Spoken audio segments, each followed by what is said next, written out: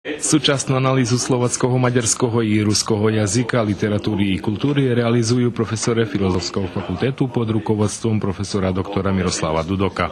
O našim jazyku svojho vyhľadovania na konferenciji vyniesol profesor doktor Mihajlo Fejsa. Teraz kontrastivna tema sam nastupila za porovnovanjem povedzme anglijskih vyrečenja z ruskima.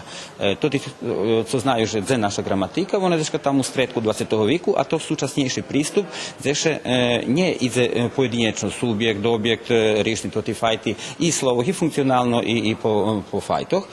Teraz še probuje praviti cali sklop i že bi še porovnovalo 25 anglijskih vyrečenja z našima. I utvrdzene, že mi máme 23 vyrečenja, a od toho da spet, ktorí mohli bi prejsť, ale nie prehodza. Znači, jedan calosni pristup u sintaksi.